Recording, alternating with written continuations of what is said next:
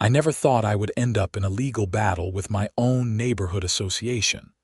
But when I found that yellow envelope tucked into my mailbox on a freezing January morning in Columbus, Ohio, my blood pressure shot through the roof faster than a snowplow could clear a street, which is ironic considering what happened next. The fine was for $300. $300 for failing to shovel my sidewalk within 24 hours of snowfall. I stood there in my driveway, breath forming clouds in the bitter air, staring at the citation signed by none other than Patricia Hendricks, the president of the Meadowbrook Hills Homeowners Association. The paper trembled in my gloved hands, not from the cold but from pure rage. My sidewalk was shoveled. I had cleared it myself at 6 in the morning, 2 hours after the snow stopped falling. But what really made my jaw clench was the simple fact that my entire street, Oakwood Drive, remained buried under 8 inches of compacted snow and ice because the HOA plow had never bothered to come down our way. Meanwhile, Patricia and the rest of the board members who lived on Maple Crest, the street that formed the northern boundary of our subdivision, had enjoyed not 1 but 2 full plowing services. I knew this because my neighbor, Frank Morrison, had driven past there on his way to work and sent me photos showing their pristine, salt-treated roads while the rest of us were playing demolition derby, just trying to get our cars out of our driveways. My name is Oliver Thompson, and I am a 34-year-old software engineer who moved to Meadowbrook Hills 3 years ago because the schools were good and the neighborhood seemed quiet. I should have known better when the realtor spent 15 minutes talking about the active and engaged HOA. Active and engaged turned out to be code for invasive and tyrannical, but I had been too focused on the granite countertops and the finished basement to read between the lines. I called the HOA office immediately. The phone rang 6 times before a bored-sounding woman picked up. Meadowbrook Hills HOA, this is Denise speaking. This is Oliver Thompson on Oakwood Drive. I just received a fine for not shoveling my sidewalk, but I did shovel it. And more importantly, my street has not been plowed even once while Maple Crest has been done twice. Can you explain that? There was a pause, the sound of papers shuffling. Let me pull up your file. Okay, Mr. Thompson, the fine was issued because our compliance officer drove by at 2 in the afternoon and documented snow accumulation on your walkway. That's impossible. I shoveled at 6 in the morning and again at noon because some snow had blown back. There's no way there was enough accumulation to violate any bylaws. I'm just reading what's in the system, sir. If you want to dispute the fine, you'll need to submit a written appeal to the board. Fine. And what about the plowing issue? Why hasn't Oakwood Drive been touched? Another pause, longer this time. I don't have information about plowing schedules. You would need to speak to Mrs. Hendricks about that. Then transfer me to her. She's not available right now. You can leave a message or send an email. I hung up before I said something I would regret and immediately pulled out my phone to take photos of my perfectly clear sidewalk. Then I walked down Oakwood Drive, documenting the untouched street, the snow packed so hard that tire tracks had formed icy ruts down the middle. My neighbor Maria Garcia was outside trying to chip ice away from her mailbox. "Did you get one too?" I called out. She looked up, her face red from exertion and cold. "A fine." "Yes, $250 for me. This is ridiculous, Oliver. My husband threw out his back shoveling yesterday and now they want to charge us for not doing it fast enough. I'm fighting this," I said. "This is discrimination or negligence or something. We pay the same HOA fees as everyone else, but we're not getting the same services." Maria nodded vigorously. "Count me in. My cousin is a lawyer. I'll give her a call." Over the next 2 days, I discovered that 9 households on Oakwood Drive had received similar fines, ranging from $200 to $400 depending on the supposed severity of the violation. Meanwhile, Maple Crest and the 2 other streets where board members lived, Birchwood Lane and Willow Court, had all been plowed multiple times. I started a group chat with the affected residents and began compiling evidence. Frank Morrison provided his dated photographs. Jennifer Wu, who lived 4 houses down from me, had a doorbell camera that showed her shoveling her walk at 5:30 in the morning, a full 30 minutes before the snow even stopped. Thomas Keller, a retired postal worker, had been keeping meticulous records of the plowing schedule for the past 2 winters because he had suspected favoritism for months. His spreadsheets were beautiful, color-coded evidence of a pattern that was impossible to deny. I drafted a formal appeal letter, attached all the evidence, and emailed it to the HOA board on Thursday evening. By Friday afternoon, I had received a terse response from Patricia Hendricks herself.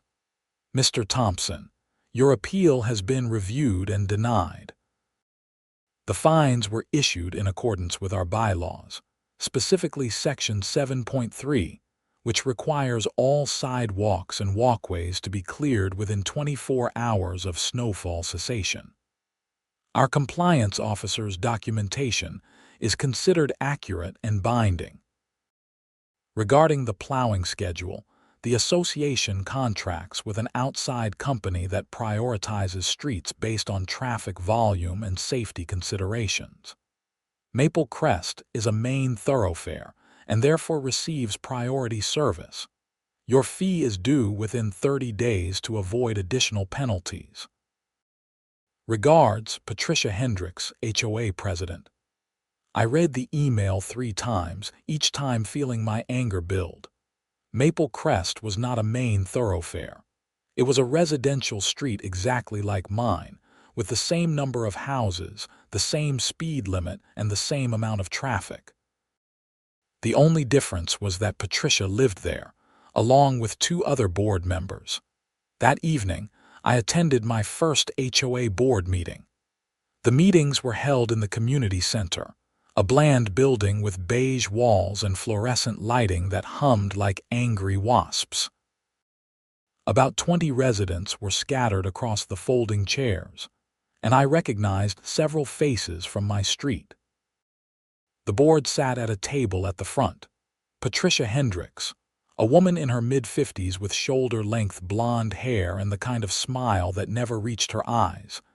Dale Morrison, the treasurer, a nervous man who kept adjusting his glasses.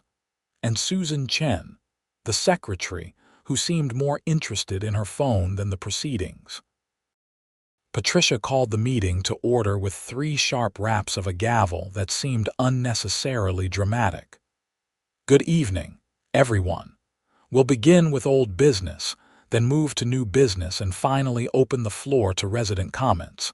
Each speaker will have 3 minutes. The old business consisted of approving the previous meeting's minutes and discussing a proposal to install new lighting near the playground. Everything was voted through quickly, with Patricia dominating the conversation and the other 2 board members nodding along like bobbleheads. When they finally reached resident comments, I was the first person to stand. "Oliver Thompson, Oakwood Drive," I said, my voice steady despite the adrenaline coursing through my system. "I'm here to discuss the discriminatory plowing practices and the unjust fines that have been levied against residents of my street." Patricia's smile tightened.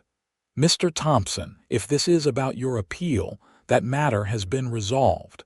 "It hasn't been resolved.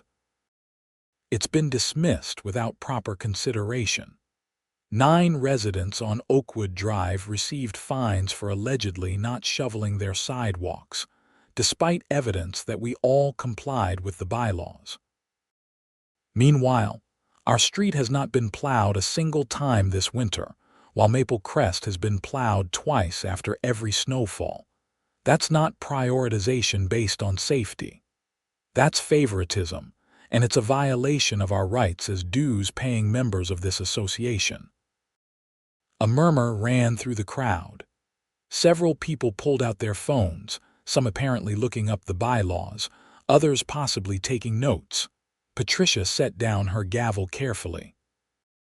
"Mr. Thompson, I understand your frustration, but you're making serious accusations without understanding how the association operates. The plowing company makes decisions based on their professional assessment. We don't dictate their route. Then why does the contract specify that all streets should receive equal service?" I pulled out a printed copy of the snow removal section from our HOA contract, which I had obtained from the county recorder's office that afternoon. Section 12.4 states, and I quote, "The contractor shall provide snow removal services to all streets within the community boundaries in a timely and equitable manner." There's nothing here about priority streets or traffic volume. Patricia's face flushed slightly. That's a general guideline. The specifics are worked out with the contractor. Then I'd like to see those specifics. I'd like to see the actual operational agreement with the plowing company. Those documents are internal HOA business, not if they affect how my dues are being spent. Under Ohio law, specifically Ohio Revised Code Section 5312.03, homeowners have the right to inspect HOA financial records and contracts. I'm formally requesting access to the snow removal contract and the plowing schedules for the past 2 winters. The room had gone completely silent.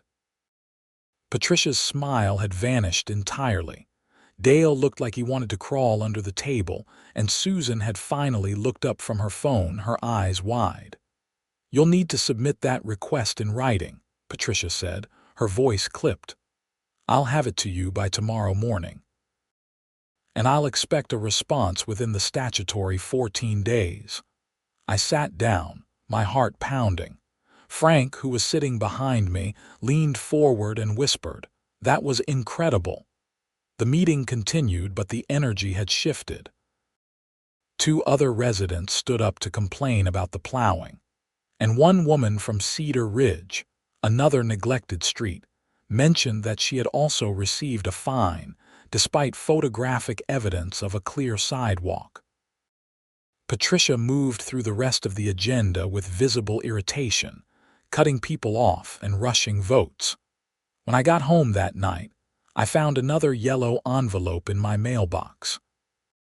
This one informed me that my appeal had been escalated to a formal hearing, scheduled for 3 weeks away, and that I would be required to present my case in person. Failure to attend would result in the fine doubling and potential legal action for non-payment. It was clearly meant to be intimidating, but all it did was steel my resolve. Over the following week, I threw myself into research. I learned everything I could about HOA law in Ohio, about fiduciary duties, about breach of contract, and about selective enforcement. I joined online forums where people shared their HOA horror stories, and I connected with a lawyer named Margaret Chen, who specialized in homeowner association disputes. She agreed to review my case for a consultation fee, and after looking over my evidence, she was blunt. "You have a strong case for selective enforcement and breach of contract," she said during our video call. "The plowing issue is clear-cut. If the HOA is providing services to some streets and not others without a legitimate reason, that's a violation of their duty to treat all members fairly. The fines are more complicated because they can argue they're just enforcing the rules, but the timing and the targeting of one specific street suggests improper motive. What should I do? Document everything. Get more evidence if you can. At the hearing, be professional but firm. Don't let them intimidate you. And if they rule against you anyway, which they might because they're judging their own case, You'll need to decide if you want to take this further. You could file a complaint with the Ohio Real Estate Commission if any board members have conflicts of interest, or you could pursue this in small claims court. What are the chances of winning in court? Margaret tilted her head thoughtfully. Based on what you've shown me, I'd say 70-30 in your favor. Maybe better if you can prove the board members knowingly diverted services to their own streets. How would I prove that? You'd need internal communications. Emails, texts, meeting minutes that aren't public. The smoking gun would be something showing they told the plowing company to prioritize certain streets for personal reasons. After the call, I sat at my kitchen table staring at my laptop screen. Getting that kind of evidence seemed impossible unless someone on the inside decided to talk. But then I remembered Denise, the bored-sounding woman who had answered the phone. She was the HOA office administrator, and while she clearly didn't care much about her job, she also hadn't seemed particularly loyal to Patricia. It was a long shot, but I decided to visit the HOA office in person. The office was located in a small commercial plaza about 2 miles from the neighborhood, squeezed between a dry cleaner and a tax preparation service. Inside, the space was cramped and cluttered, with filing cabinets lining one wall and a desk covered in paperwork. Denise sat behind the desk, a woman in her early 60s with gray hair and reading glasses on a chain. She looked up when I entered, recognition flickering across her face. "You're the guy who called about the fine," she said. "Oliver Thompson. I wanted to follow up in person." She sighed and gestured to a chair across from her desk. "Look, I'm going to level with you. I just work here. I don't make the decisions and I don't get paid enough to care about the politics. I understand. I'm not here to make your life difficult. I'm just trying to figure out what's really going on with the plowing situation." Denise studied me for a moment, then glanced at the door as if checking that no one was coming. "Patricia runs this place like her personal fiefdom. She's been president for 6 years, and nobody challenges her because she makes life hell for anyone who tries. The plowing thing, that's been an issue for 2 winters now. The company we used to use went out of business, and Patricia chose the new one without getting bids from anyone else. Her nephew owns the company." My eyes widened. "Her nephew, Brandon Hendricks. He started the plowing business 2 years ago, right around the time we needed a new contractor. Convenient, right? And yeah, he plows Maple Crest first and most often because that's where Patricia lives. She calls him directly whenever there's snow and tells him to make sure her street is clear before he does anything else." "You have proof of that?" Denise hesitated, then shook her head. "Nothing I can give you without losing my job, but I'm telling you that's what happens. Brandon charges us premium rates, does half the work, and Patricia looks the other way because he's family. That's a conflict of interest. She should have recused herself from that decision. Should have, didn't. Like I said, nobody challenges her. Would you be willing to testify to this if it came to a legal proceeding?" Denise laughed, but there was no humor in it. "And end up blacklisted from every HOA job in Columbus? No thanks. I'm sorry, I really am, but I've got rent to pay." I thanked her for her time and left, my mind racing. A nepotism scandal would be huge, but without documentation or testimony, it would be hard to prove. I needed to find Brandon Hendricks and see what I could learn about his company. A quick Google search revealed that Brandon's company was called Hendricks Snow Services, LLC, and it had been registered with the state in November of 2023. The business address was a residential property in Westerville, about 20 minutes from Meadowbrook Hills. I drove by that weekend and found a small house with a pickup truck and a plow attachment parked in the driveway. The truck had the company name painted on the side in crooked letters that looked homemade. I knocked on the door and a young man in his late 20s answered, wearing sweatpants and a stained t-shirt. He had Patricia's narrow eyes and sharp chin. "Brandon Hendricks?" I asked. "Yeah, who's asking?" "My name is Oliver Thompson. I live in Meadowbrook Hills, one of your clients." His expression shifted to guarded. "If this is about plowing, you need to take that up with the HOA. They tell me where to go." That's actually exactly what I wanted to talk about. Do you have a priority system for which streets you plow first? Like I said, talk to the HOA. I just follow their instructions. So Patricia Hendricks tells you which streets to prioritize. Brandon's jaw tightened. "I'm not discussing my business operations with some random resident. If you have complaints, go through proper channels." I am going through proper channels. I'm trying to understand why the HOA is paying for services that aren't being provided equally to all residents, especially when there might be a conflict of interest involved.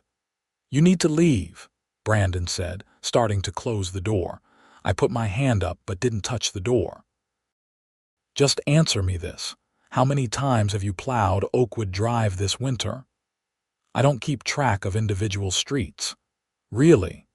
Because you seem to keep very good track of Maple Crest, considering you've plowed it twice after every single snowfall. That's your aunt's street, isn't it?" Brandon's face flushed red. "Get off my property before I call the cops." He slammed the door and I walked back to my car, actually feeling optimistic for the first time in days. His reaction had told me everything I needed to know.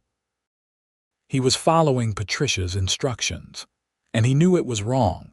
Back at home, I filed a formal request with the Ohio Secretary of State for all public records related to Hendricks Snow Services, LLC. I also submitted my written request to the HOA for access to the snow removal contract and related documents. Then, I reached out to every resident I could find who had been affected by the plowing disparity or who had received questionable fines. By the time my hearing date arrived, I had compiled a 60-page dossier of evidence. I had photographs, doorbell camera footage, Thomas Keller's spreadsheets, copies of the HOA bylaws and the Ohio Revised Code sections that were relevant, screenshots of weather reports showing exact snowfall times, and a detailed map of the neighborhood color coded to show which streets had been plowed and how many times. The hearing was held in the same community center conference room, but this time it was just me, the 3 board members, and a court reporter that Patricia had hired, probably to make the proceedings seem more official and intimidating. I had dressed in a suit and tie, and I carried my evidence in a leather portfolio that had been a gift from my parents when I graduated college. Patricia sat at the center of the table, with Dale and Susan flanking her.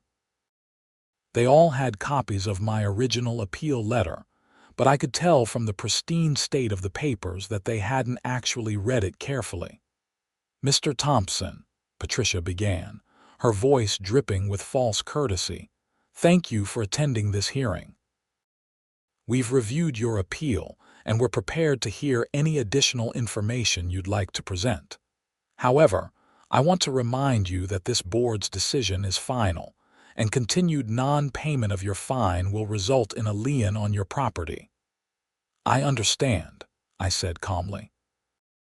"I'd like to start by presenting evidence that the fine issued against me was unjustified because I complied with all relevant bylaws." I laid out photographs of my sidewalk, time stamped from my phone, showing it completely clear at 6:15 in the morning on the day in question.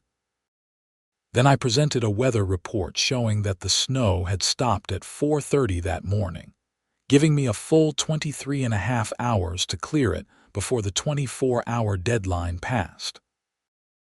"The compliance officer reported snow on your walkway at 2 in the afternoon," Patricia said, reading from a document in front of her. "Then the compliance officer was either mistaken or dishonest because these photos show otherwise. I'd like to know who the compliance officer is and whether they have any documentation beyond their written report. Did they take photographs? Patricia and Dale exchanged glances. We don't typically require photographic evidence from our compliance officers, Dale said quietly. That seems like a significant oversight, especially when you're issuing fines of several $100s. But let's move on to the larger issue. I pulled out Thomas Keller's spreadsheets and began distributing copies. This document tracks every plowing event in Meadowbrook Hills for the past 2 winters. As you can see, Maple Crest has received an average of 2.3 plowing services per snowfall, while Oakwood Drive has received 0.1 services per snowfall. That 0.1 represents a single time in December when the plow driver apparently made a wrong turn and cleared half the street before leaving. Susan actually laughed at that, then caught herself and tried to hide it with a cough. Streets are prioritized based on safety and traffic volume, Patricia said, repeating her earlier line. According to what standard? I've reviewed the HOA bylaws, the Declaration of Covenants, Conditions, and Restrictions, and the snow removal section of our community guidelines. None of them mention priority streets. In fact, the contract with the plowing company explicitly states that all streets should receive equal service. I pulled out the contract, which I had finally received from the HOA 3 days earlier after threatening to file a complaint with the Ohio Real Estate Commission. Section 12.4, which I've highlighted, says exactly that. The contract allows for operational flexibility, Patricia said, but her voice had lost some of its confidence. Operational flexibility doesn't mean you can funnel services exclusively to streets where board members live while neglecting everyone else. That's a breach of your fiduciary duty to the association members. I pulled out another document. I've also learned that the plowing company, Hendricks Snow Services, is owned by your nephew, Brandon Hendricks.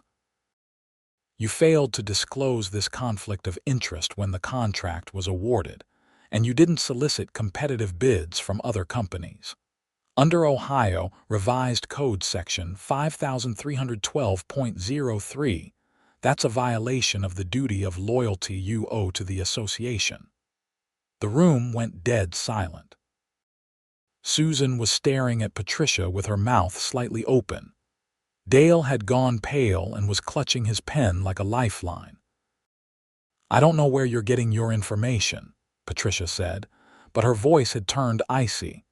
But my family relationships are not subject to scrutiny by the association members. They are when they affect your decision-making and result in financial benefit to a family member at the expense of the community. You're essentially funneling HOA funds to your nephew, while ensuring he provides premium services to your street and minimal services to everyone else. That's embezzlement or at least serious mismanagement. This hearing is over, Patricia snapped, standing up abruptly. Your fine stands, and if you don't pay within the next 2 weeks, we'll proceed with placing a lien on your property. Then I'll see you in court, I said, standing as well. Because I'm filing a lawsuit against the HOA for breach of contract, selective enforcement, and violation of fiduciary duty. And I'm filing a complaint with the Ohio Real Estate Commission regarding the conflict of interest and the financial irregularities. I'd also suggest that the other board members might want to consult their own attorneys, because if this turns into a criminal investigation for embezzlement or fraud, you could be held personally liable for failing to exercise proper oversight. Dale actually stood up at that, his face ashen. Criminal investigation. Nobody said anything about criminal activity. I just thought we were hiring a plowing company. Dale, sit down and be quiet, Patricia hissed. No, I'm done being quiet. Patricia, you told us your nephew gave us a good rate. You didn't tell us he was only plowing certain streets. I don't want any part of this." Susan nodded vigorously. "Me neither. I barely even come to these meetings. I just sign what you put in front of me." Patricia looked like she wanted to throttle both of them. "You're both overreacting. This is a simple dispute about snow removal, not some criminal conspiracy." "Then you won't mind if I request a full audit of the HOA's finances for the past 2 years," I said. "I'm particularly interested in how much we're paying Hendrick's Snow Services compared to market rates for similar services, and whether there have been any other contracts awarded to your family members or friends." Patricia grabbed her papers and shoved them into her bag. "This association will not be bullied by frivolous legal threats from a disgruntled resident. You're going to lose, Mr. Thompson, and when you do, we'll seek reimbursement for all legal fees." She stormed out of the room, leaving Dale and Susan sitting at the table looking shell-shocked. I gathered my materials calmly, nodded to the court reporter who was still dutifully typing everything, and left. That evening, I drafted a detailed complaint to the Ohio Real Estate Commission, outlining the conflict of interest, the selective enforcement of plowing services, and the financial irregularities. I also filed a small claims court case against the HOA for the $300 fine, plus documentation fees and the cost of my time. Small claims in Ohio had a limit of $6,000, which was enough for my purposes. Then I did something that turned out to be even more effective. I posted everything on social media. I created a detailed timeline with photos, spreadsheets, and copies of relevant documents with personal information redacted. I shared it to a local Columbus community group, a Ohio HOA horror stories page, and several neighborhood watch forums. Within 24 hours, it had been shared over 1,000 times. The story caught the attention of a local news reporter named Jessica Torres, who worked for the NBC affiliate in Columbus. She called me 2 days after my post went viral and asked if I would be willing to do an interview. "Absolutely," I said. The interview was scheduled for that Friday afternoon. Jessica and her cameraman came to my house and filmed the street, showing the still unplowed conditions even though there had been another snowfall 2 days earlier. They interviewed me in my living room, and I walked them through the entire situation, showing the evidence I had compiled. "What do you want to happen now?" Jessica asked. "I want the HOA to acknowledge they've been mismanaging community funds and providing unequal services. I want the contract with Hendrick's Snow Services terminated and a new company hired through a proper bidding process. I want Patricia Hendricks to resign as president because she's proven she can't be trusted to act in the community's best interests. And I want my fine rescinded, along with all the other unjust fines issued to residents on Oakwood Drive." "Have you heard from the HOA since your hearing?" "Only through their lawyer, who sent me a cease and desist letter demanding I take down my social media posts. I declined." Jessica smiled. "Good for you. We're going to run this story on the evening news tonight and tomorrow. I have a feeling it's going to get a lot of attention." She was right.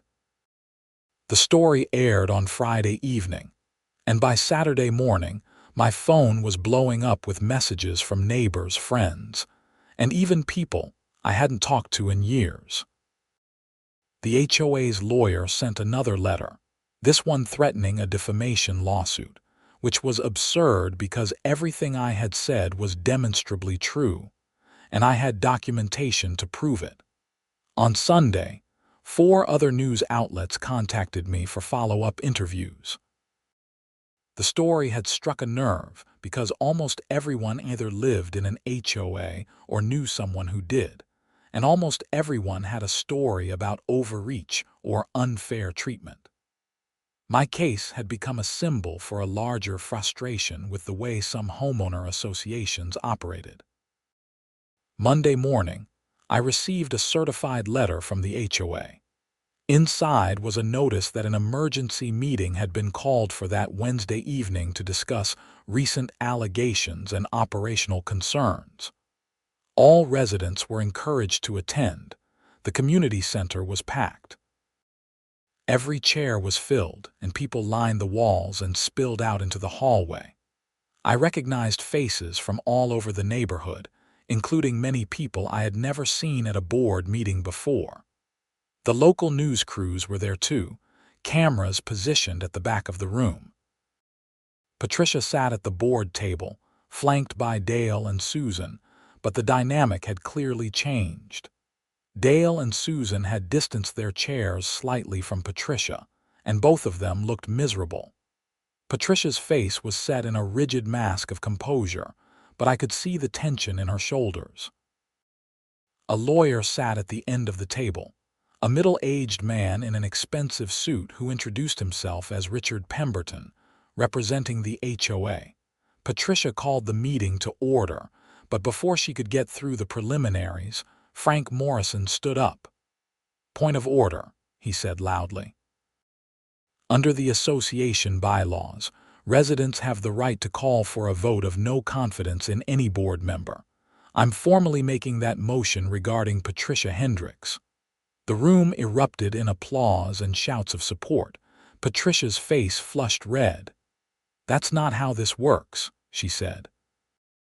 "A vote of no confidence requires a petition with signatures from at least 20% of the homeowners, submitted in writing at least 14 days before a scheduled meeting." "I have that petition right here," Frank said, pulling out a thick stack of papers. 62 signatures, which is well over the required 20%.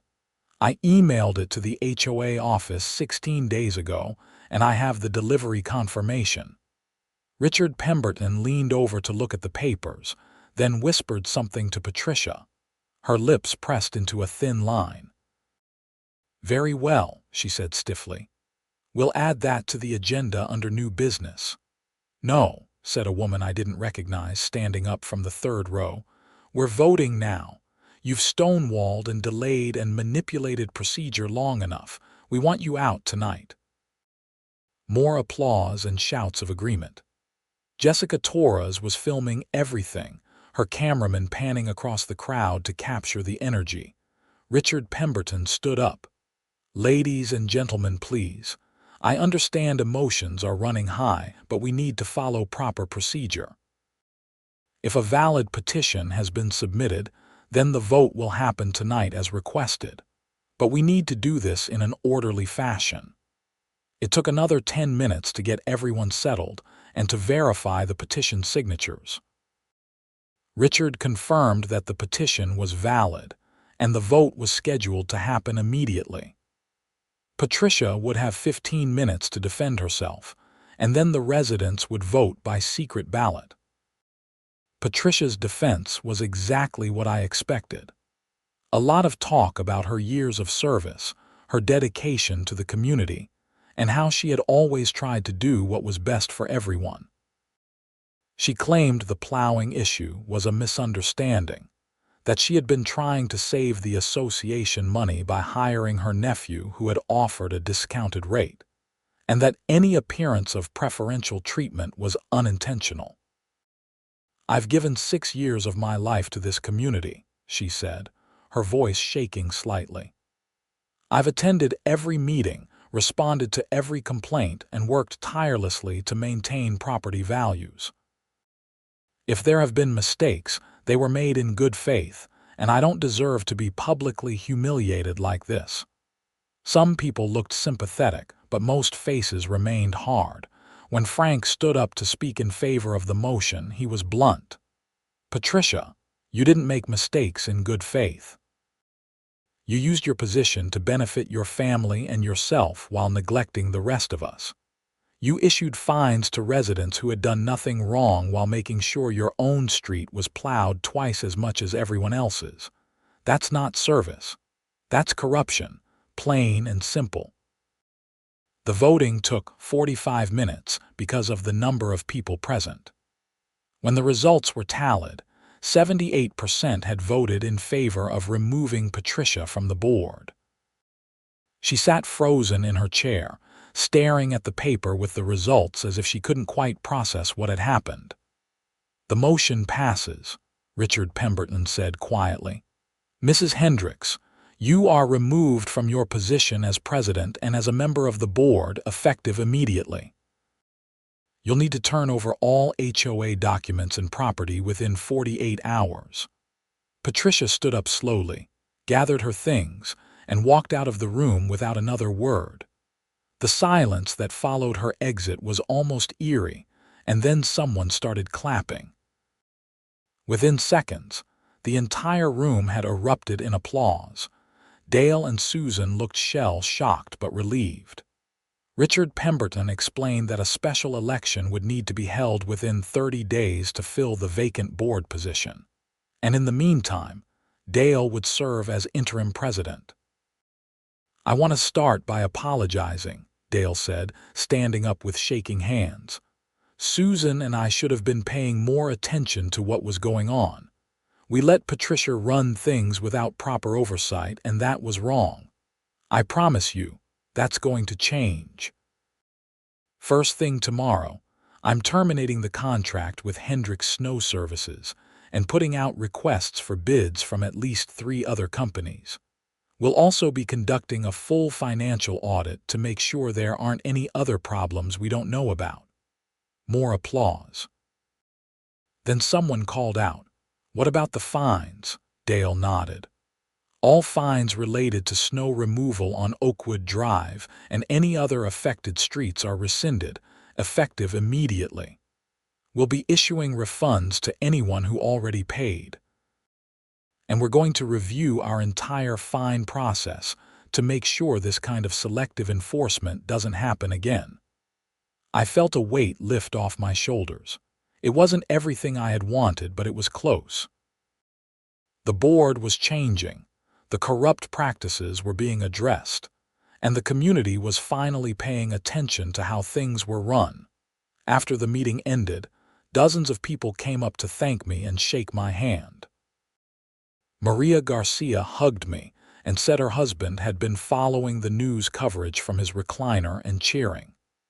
Thomas Keller insisted on buying me a beer sometime. Even people I had never met stopped to say they appreciated what I had done.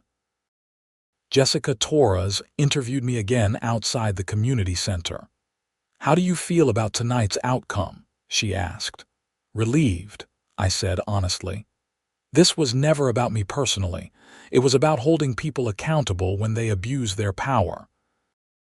Every homeowner in an HOA deserves to be treated fairly and to know that their dues are being used appropriately. I'm glad the community came together to demand better. The story ran again on the late news, and clips of Patricia's removal went viral on social media. Within a week, I had been contacted by homeowner advocacy groups in 3 different states asking if I would share my story at their events. I declined most of them because I just wanted my life to go back to normal, but I did agree to write a detailed guide on how to challenge an HOA, which I posted online for free. The financial audit that Dale ordered turned up additional problems. Patricia had been approving payments to Hendricks Snow Services that were nearly double the market rate for comparable services, and there were several other small contracts that had gone to friends and family members without proper bidding processes. The total amount of misused funds came to approximately $47,000 over the 2-year period. Dale and Susan, on the advice of Richard Pemberton, reported the findings to the Ohio Real Estate Commission and also filed a report with the Columbus Police Department. The investigation took several months, but eventually, Patricia was charged with theft by deception and abuse of position, both felonies under Ohio law. Brandon Hendricks was also charged as a co-conspirator. because investigators found text messages between him and Patricia, where they discussed inflating invoices and splitting the extra money. Apparently, Patricia had been receiving cash payments from Brandon for every contract she steered his way, which he was funding by overcharging the HOA.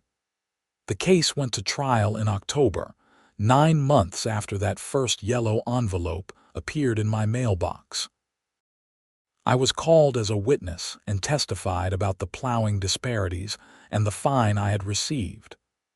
The prosecution's case was strong, built on documentary evidence, text messages, and testimony from Denise, the HOA office administrator, who had finally agreed to cooperate in exchange for immunity. Patricia and Brandon were both convicted. Patricia received a sentence of 3 years in prison, with the possibility of parole after 18 months, plus restitution of the full $47,000. Brandon received 2 years and was also ordered to pay restitution. Both of them had to forfeit any assets that could be traced back to the illegal payments. The HOA underwent massive reforms. A new board was elected, including Frank Morrison as president. They implemented new bylaws requiring competitive bidding for all contracts over $5,000, mandatory disclosure of any conflicts of interest, and a resident oversight committee to review financial statements quarterly. The entire community became much more engaged, and attendance at board meetings went from a handful of people to standing room only for the first year. As for me, I finally got to enjoy my house without the constant stress of dealing with HOA drama. Oakwood Drive was plowed regularly and fairly by a new company that charged reasonable rates and did excellent work. My relationship with my neighbors deepened because we had gone through something difficult together and come out stronger. I never sought recognition for what happened, but the story continued to resonate. A documentary filmmaker contacted me about doing a short film on HOA abuses, using my case as the centerpiece. I agreed, hoping it might help other people in similar situations. The film premiered at a film festival in Cleveland and won an Audience Choice Award. More importantly, my case inspired legislative action. A state representative from the Columbus area introduced a bill requiring greater transparency and oversight for homeowner associations in Ohio. The bill included provisions for mandatory financial audits, disclosure requirements for board members, and an easier process for residents to challenge unfair fines. It passed the state legislature and was signed into law, becoming known informally as the Thompson Act, though the official name was the Ohio Homeowner Association Accountability Act. I attended the signing ceremony at the governor's request, standing in the background as he spoke about the importance of protecting homeowners from abuses of power. It was surreal to think that something that had started with an unfair fine and unplowed streets had turned into actual legal reform. Looking back, I sometimes wonder what would have happened if I had just paid that first $300 fine and moved on with my life. Part of me wishes I could have avoided the stress and the confrontation and the months of uncertainty. But a bigger part of me knows that staying silent would have been wrong. Patricia would have continued abusing her position, more residents would have been victimized, and the culture of corruption would have persisted. Standing up to injustice, even in something as seemingly mundane as a homeowner association dispute, matters. It matters because every small abuse of power, if left unchallenged, paves the way for larger abuses. It matters because communities function best when everyone is treated fairly and held to the same standards. And it matters because ordinary people have more power than they realize when they are willing to demand accountability. The yellow envelope that started everything now sits in a frame on my office wall, a reminder of how quickly things can escalate and how important it is to trust your instincts when something feels wrong. Below it, I've mounted a copy of the news article about Patricia's conviction and a photograph of the community center packed with residents demanding change. My sidewalk is always shoveled now, clear and safe within hours of any snowfall. But more importantly, I know that if I ever receive another unjust fine or notice another instance of favoritism or corruption, I won't hesitate to speak up.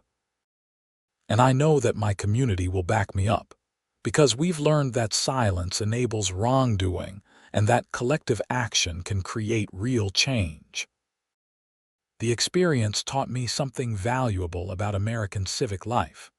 The systems we have for holding leaders accountable only work if people are willing to use them. HOA, local governments, school boards, and other institutions rely on public apathy to operate without scrutiny. When residents engage, ask questions, demand transparency, and refuse to accept injustice, even the most entrenched power structures can be reformed. I still live in Meadowbrook Hills, and I plan to stay here for the foreseeable future. The neighborhood is different now, better in ways that go beyond plowed streets and fair enforcement of bylaws. People know each other better. We look out for one another, and we pay attention to how our community is run. The HOA is no longer something that happens to us, but something we actively participate in shaping. Every winter, when the first snow falls and I hear the rumble of the plow truck making its rounds through the neighborhood, I feel a quiet sense of satisfaction. Oakwood Drive gets plowed at the same time as every other street. No favoritism, no special treatment, just fair and equal service for everyone who pays their dues. And every time I check my mailbox and find nothing but ordinary mail, no yellow envelopes with unjust fines, I'm reminded that the fight was worth it. Not just for me, but for everyone who has ever felt powerless against a system that seemed rigged against them. Change is possible. Justice is achievable. And sometimes, all it takes is one person willing to say that enough is enough and to keep saying it until others join in. The community center where Patricia was removed from power now hosts regular events. Movie nights, holiday parties, and quarterly town halls where residents can voice concerns and participate in decision-making. Frank Morrison, as the new president, has an open-door policy and actually responds to emails and phone calls. The Transparency Committee publishes financial reports online every month, and anyone can access them with a simple login. These might seem like small victories, but they represent a fundamental shift in how power operates in our little corner of suburban Ohio. The residents are no longer subjects to be managed and fined, but stakeholders with real input and genuine oversight. That transformation, born from a dispute over snow plowing and an unjust fine, proved more valuable than anyone could have anticipated. On the anniversary of that first yellow envelope, I hosted a barbecue in my backyard and invited everyone from Oakwood Drive. We stood around the grill, eating burgers and telling stories, and someone proposed a toast to standing up for what's right. We raised our glasses and laughed about how something as mundane as snow removal had turned into a community revolution. Maria Garcia's husband, his back fully healed, told everyone about watching the news coverage and feeling proud to live on a street with people who wouldn't back down. Thomas Keller showed off the latest version of his plowing spreadsheet, now maintained as an official community document to ensure the new contractor was meeting service standards. Jennifer Wu announced she was running for the board in the next election because she had been inspired to get more involved. As the evening wore on, and the sun set over the neighborhood, I looked around at these people who had become more than neighbors. They had become friends and allies. We had fought together for something important and won, not just for ourselves, but for the principle that power must be exercised fairly and transparently. The story of Meadowbrook Hills spread far beyond Columbus.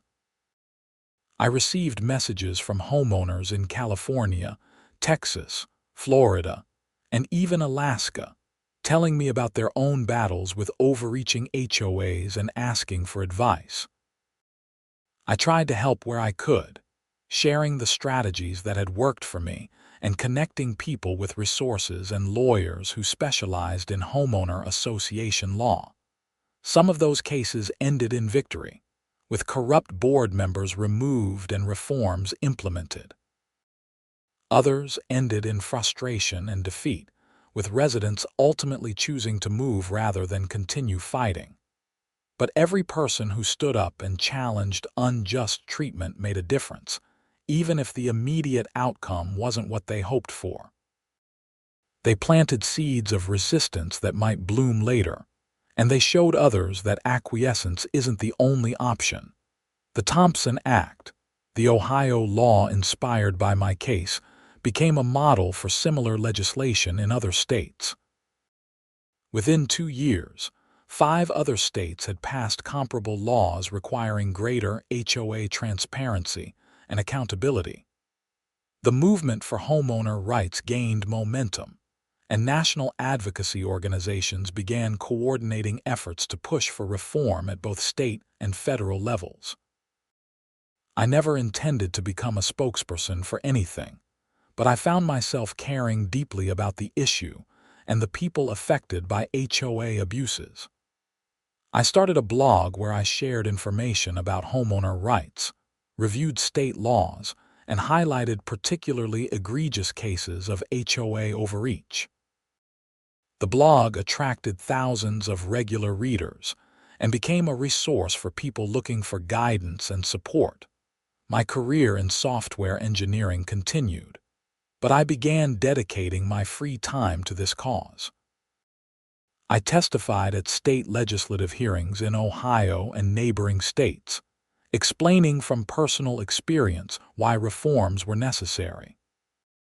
I helped organize a national conference on homeowner association accountability, bringing together lawyers, activists, legislators, and affected residents to share strategies and build networks. The conference was held in Chicago on a rainy weekend in November, 2 years after my initial confrontation with Patricia Hendricks. More than 300 people attended, and the energy in the room was electric. Everyone had a story. Some were worse than mine, involving foreclosures, harassment, and even physical threats from vindictive board members. But there was also hope and determination, a shared conviction that these institutions could and should be made to serve the communities they were created to protect. I gave the opening keynote speech, telling the full story of what had happened in Meadowbrook Hills. When I described the moment when Patricia was voted out and the community center erupted in applause, many people in the audience clapped along, recognizing the catharsis of that victory. When I talked about the criminal convictions and the passage of reform legislation, people took notes furiously, seeing a roadmap for their own efforts. After the speech, a woman approached me with tears in her eyes. Her name was Willow Reynolds, and she was from Phoenix. Her HOA had foreclosed on her house over unpaid fines that she claimed were illegitimate, issued because she had filed a complaint about the board president's harassment. She had lost her home, her savings, and nearly her will to fight. "Your story gave me hope," she said. "I'm appealing the foreclosure, and I'm using the arguments you made about selective enforcement and breach of fiduciary duty. My lawyer thinks we have a good chance." I gave her my contact information and connected her with Margaret Chen, my lawyer, who had experience with foreclosure cases. 6 months later, Willow sent me an email with the subject line, "We won." The foreclosure had been reversed. She had gotten her house back, and the board members responsible were facing civil penalties. She had also inspired other residents in her community to demand accountability, and the entire board had been replaced in a special election. Stories like Willow's kept me going through the difficult moments, when the fight seemed endless and the opposition seemed too powerful. Every victory, large or small, validated the belief that ordinary people could make extraordinary changes when they refused to accept injustice. Back in Meadowbrook Hills, life had settled into a comfortable rhythm. The HOA functioned smoothly under Frank's leadership, with genuine input from residents and transparent operations. Property values had actually increased because the neighborhood had gained a reputation for being well-managed and community-oriented. Prospective buyers saw the news coverage and the reforms as positives, signs of an engaged and healthy community rather than a troubled one. Patricia Hendricks was released from prison after serving 16 months, her sentence reduced for good behavior. I heard through the neighborhood grapevine that she had moved to Kentucky to live with her daughter and had no plans to return to Columbus. Brandon had served his full sentence and was working construction, his plowing business dissolved and his reputation ruined. I felt no satisfaction in their punishment, only a sense that justice had been served, and that the system, however slowly and imperfectly, had worked. The point had never been vengeance but accountability and reform, ensuring that what happened couldn't happen again. As winter approached each year, I found myself watching the first snowfall with a mix of nostalgia and vigilance. The plows always came through reliably now, clearing Oakwood Drive with the same attention and care as every other street in the neighborhood.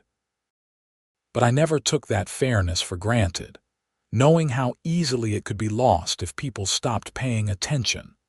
The yellow envelope in my office remained a daily reminder of how quickly ordinary life can be disrupted by injustice, and how important it is to stand up when that disruption occurs. It had been a simple piece of paper, a routine administrative action by someone who had believed herself untouchable. But it had sparked a chain of events that exposed corruption, reformed an institution, inspired legislation, and built a movement. I often thought about what would have happened if I had been different, less stubborn, less willing to fight, more inclined to just pay the fine and move on. Patricia would still be president, her nephew would still be overcharging the HOA, and residents would still be receiving unjust fines while watching their streets go unplowed.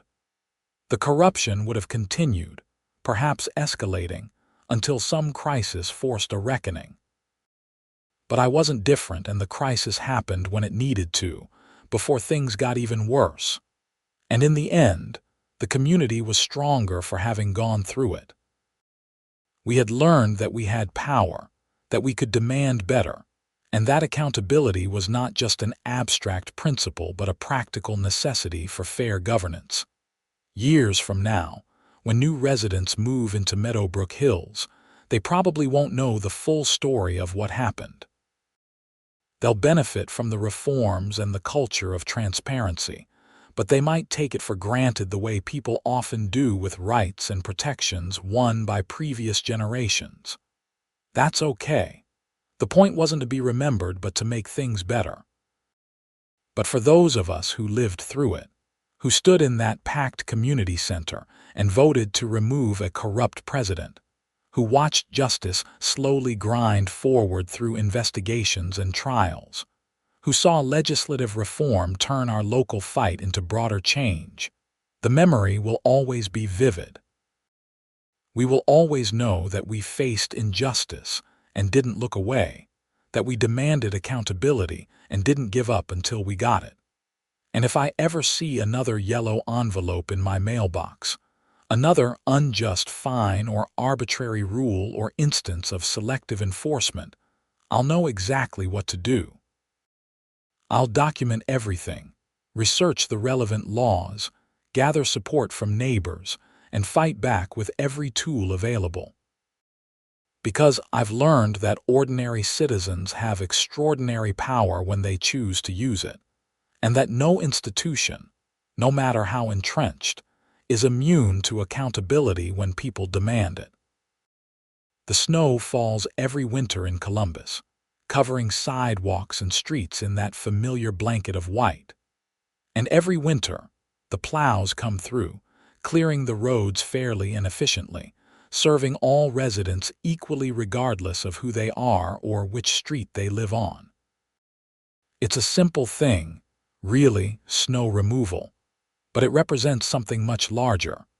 The principle that everyone deserves fair treatment, that rules should be applied equally, and that those in power must be held accountable for their actions.